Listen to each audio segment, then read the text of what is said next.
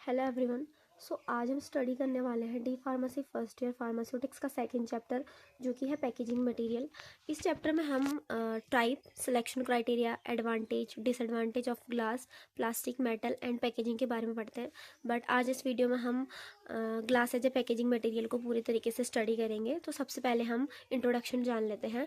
तो packaging is an art, science and technology which deals with the study of material and method used to pack the product। यानी कि packaging एक ऐसी art, science या फिर technology होती है वो जो डील करती है स्टडी ऑफ मटेरियल के साथ, यानी कि किसी भी पर्टिकुलर मटेरियल की study and method used to pack the product, यानी कौन कौन से मेथड हम एक प्रोडक्ट को पैक करने के लिए पढ़ते हैं। And also the knowledge of the machinery use for packaging the product, यानी कि कौन कौन से मशीन यूज़ किए हो रहे हैं एक प्रोडक्ट की पैकेजिंग में। ठीक है। उसके अलावा अ पैकेजिंग कंटेनर में और may be not in a direct contact with product, यानी कि पैकेजिंग का जो कंटेनर होता है वो प्रोडक्ट के डायरेक्ट कॉन्टैक्ट में हो भी सकता है और नहीं भी हो सकता है। ठीक है। Basic purpose of packaging is protect the integrity, purity, potency and quality of a product, यानी कि किसी भी पैकेजिंग का बेसिक जो पर्पस होता है वो होता है कि प्रोडक्ट की जो इंटीग्रिटी, प्योरिटी, पोटेंसी और क्वालिटी होती है उसको मेंटेन करके रखना। ठीक है।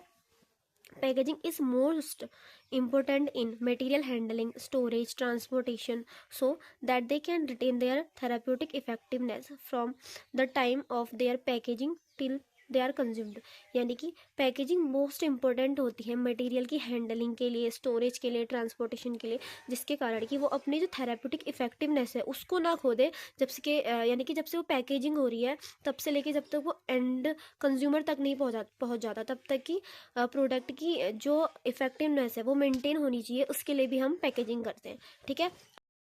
Objective of packaging: the primary purpose of packaging is to protect its content from any damage that could happen during transportation, handling and storage, यानी कि किसी भी पैकेजिंग का जो बेसिक पर्पस होता है वो किसी भी प्रोडक्ट को डैमेज होने से रोकना ड्यूरिंग ट्रांसपोर्टेशन, हैंडलिंग या फिर स्टोरेज के। Packaging retain the product intake through the logistic chain from manufacturing to the end user.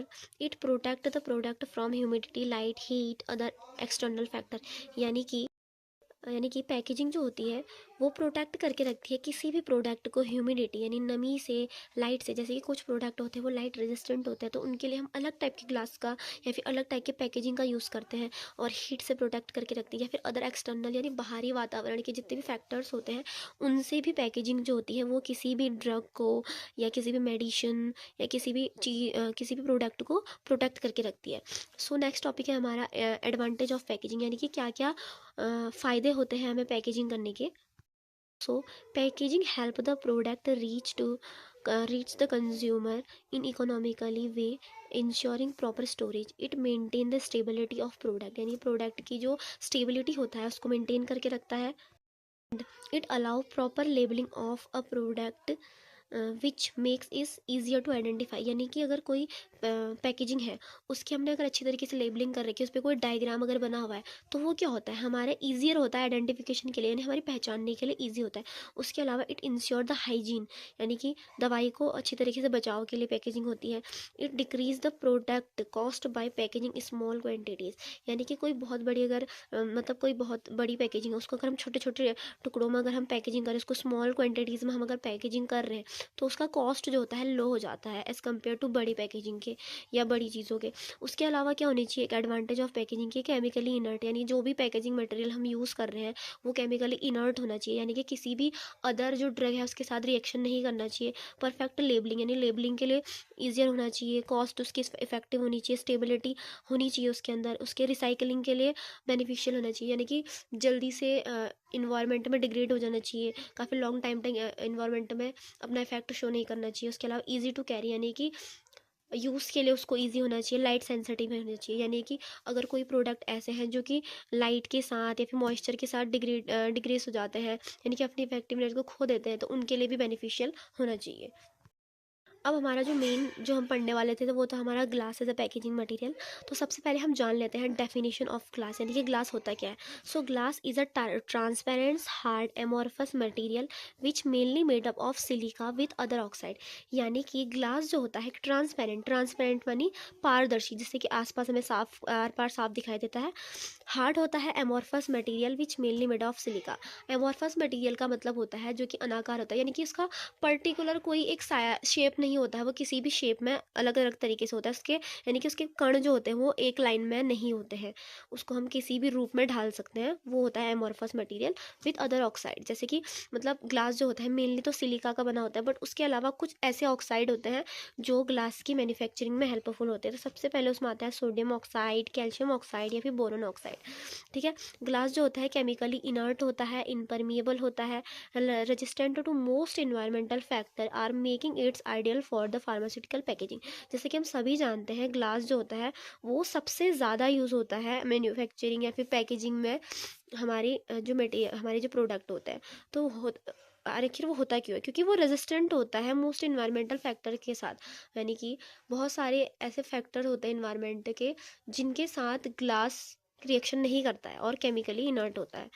ठीक है। अब पैकेजिंग, ग्लास तो हमने पढ़ लिया कि ग्लास की डेफिनेशन क्या थी एंड ग्लास के क्या क्या एडवांटेज ग्लास के हमें थे। बट अब टाइप कौन कौन से होते हैं इन फार्मेसी? हम 4 टाइप के ग्लास के बारे में पढ़ते हैं। पहला आता है टाइप 1 जिसको हम बोरोसिलिकेट ग्लास कहते हैं। फिर सेकंड आता है टाइप 2 जिसे हम ट्रीटेड सोडा लाइम ग्लास कहते हैं। टाइप थर्ड आता है हमारा soda lime glass and type fourth आता है हमारा non parental general purpose soda lime glass. सबसे पहला जो हमारा ग्लास आता है वो आता है टाइप 1 यानी बोरोसिलिकेट ग्लास।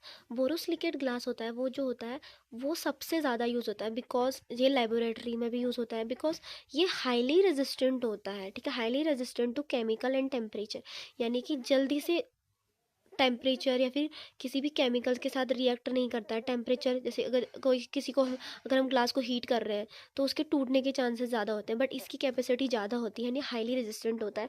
ये कंटेन करता है silica plus boron oxide and इसमें जो होता है 80% सिलिका प्रेजेंट होता है। सबसे ज़्यादा सिलिका जो होता है वो बोरोसिलिकेट ग्लास में प्रेजेंट होता है and use for injection, sensitive drug, alkaline sensitive solution, ampoules and vials को रखने के लिए हम बोरोसिलिकेट ग्लास जो होता है उसका यूज़ करते हैं एंड इसके आइडेंटिफिकेशन के लिए हम पाउडर ग्लास टेस्ट यूज़ करते हैं। दूसरा जो हमारा ग्लास आता है वो होता है टाइप 2 यानी treated soda lime glass. Treated soda lime glass that treated to reduce alkalinity, यानी कि ट्रीटेड सोडा लाइम ग्लास जो होता है वो सल्फर, इसकी जो इनर सरफेस होती है ना वो सल्फर से ट्रीट करी जाती है रिड्यूस एल्कालिनिटी को रिड्यूस करने के लिए, एंड जो डी एल्कलाइजेशन की प्रोसेस होती है उसको हम सल्फर ट्रीटमेंट के नाम से जानी जाती है। ठीक है, यूज्ड फॉर, और जो ट्रीटेड सोडा लाइम ग्लास होती है वो एसिडिक या फिर न्यूट्रल जो एक्वस सॉल्यूशन होते हैं उनके लिए यूज़ किया जाता है एंड इसके लिए हम वाटर अटैक टेस्ट यूज़ करते हैं। थर्ड जो टाइप आता है वो आता है treated soda lime glass. Treated soda lime को ग्लास को हम ऑर्डिनरी ग्लास या फिर लेस रेजिस्टेंस ग्लास भी बोलते हैं, क्योंकि बोरोसिलिकेट ग्लास एंड जो ट्रीटेड सोडा लाइम ग्लास होते हैं ये हाईली, मेनली तो हाईली रेजिस्टेंट जो होता है बोरोसिलिकेट ग्लास होता है, बट उसके बाद treated soda lime. But in as compare to borosilicate and treated soda lime glass, जो सोडा लाइम ग्लास होता है वो लेस रेजिस्टेंस होता है and use for dry powders, यानी कि जो पाउडर वाली कुछ ड्रग्स आपने देखी होंगी जो पाउडर आती है उसमें फिर हमें वाटर मिला के उसको शेक करके फिर यूज़ करना होता है। उसके अलावा टैबलेट एंड नॉन एक्वस जो लिक्विड्स होते हैं उनके लिए हम यूज़ करे जाते हैं एंड ये कंटेन करता है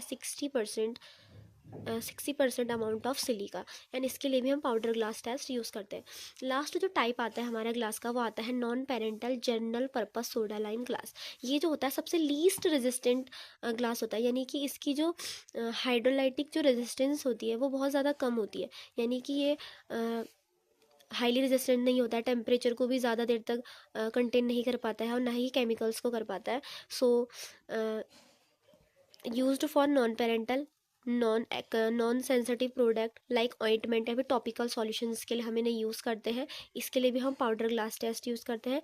इनको हम मेनली ऑइंटमेंट यानी टैबलेट या फिर ओरल, जो हम ओरल रूट से लेने वाली ड्रग होते हैं उनके लिए यूज़ करते हैं, but it's not use for parental, यानी इंजेक्शंस के लिए हम नॉन पेरेंटल मतलब general purpose soda lime glass का यूज़ नहीं करते हैं। ठीक है, अब हम पढ़ेंगे advantage and disadvantage of glass. Advantage of glass में देखो, वैसे तो ग्लास परफेक्ट होता है, मतलब कि ग्लास बहुत ज़्यादा यूज़ करा जाता है इन पैकेजिंग ऑफ ड्रग्स में। इसके एडवांटेज क्या होते हैं? ग्लास जो होता है वो केमिकली इनर्ट होता है, यानी कि किसी भी अदर ड्रग के साथ ही रिएक्शन नहीं करेगा। ट्रांसपेरेंट होता है। ट्रांसपेरेंट होने का फ़ायदा क्या है? देखो, ट्रांसपेरेंट अगर ग्लास है तो ये इंस्पेक्शन के लिए ईजी रहेगा, यानी कि अगर इसके अंदर कोई चीज़ है तो हमें आसानी से दिख सकती है। कैन बी स्टेरिलाइज होता है। उसके अलावा इनपरमिएबल टू मॉइस्चर एंड गैसेस, यानी कि वातावरण में बहुत ज़्यादा मॉइस्चर या गैस है तो उनके लिए इनपरमिएबल होता है, उनको आर पार नहीं जाने देता है। हैव गुड प्रोटेक्शन पावर, इसके अलावा इसके पास गुड प्रोटेक्शन पावर होता है। हाइजीनिक होता है। कैन बी इजीली लेबल्ड, यानी लेबलिंग के लिए जो होता है ग्लास इजी होता है। उसके अलावा they are economically and easily available, glass जो होता है इकोनॉमिकली इफेक्टिव होता है एंड इजीली अवेलेबल होता है। वेरियस शेप एंड साइज में हमें मिल जाता है। ये तो थे हमारे एडवांटेज ऑफ ग्लास। अब हम पढ़ते हैं डिसएडवांटेज ऑफ ग्लास। ठीक है, तो डिसएडवांटेज में क्या होता है? ब्रेकेबल। सबसे बड़ा जो लॉस होता है ग्लास का वो यही होता है कि ये ब्रेकेबल होता है। Heavy as compare to plastic, और भारी भी होता है। अगर भारी है तो इसकी हैंडलिंग के लिए क्या होगा? टफ होगा। सम ग्लास में भी रिलीज एल्कलाइन, यानी कि कुछ ग्लास जो होता है एल्कलाइन को रिड्यूस करते हैं, जो कि प्रॉब्लम कॉज करता है इंजेक्शंस के लिए। उसके अलावा इसमें एक डिसएडवांटेज ये भी है कि ग्लास जो होता है वो इकोनॉमिकली थोड़ा वो होता है, कॉस्ट इफेक्टिव होती है इसकी एज़ कम्पेयर टू प्लास्टिक या फिर अदर मेटल्स हम कह सकते हैं। सो ये था हमारे glass as a packaging material में जितना भी इम्पोर्टेंट मुझे मतलब जितना भी इम्पोर्टेंट था, जैसे कि उसके डेफिनेशन हो गया, उसके एडवांटेज एंड डिसएडवांटेज हो गया, इनके टाइप्स हो गए। सो आई होप आपको वीडियो हेल्पफुल रही होगी।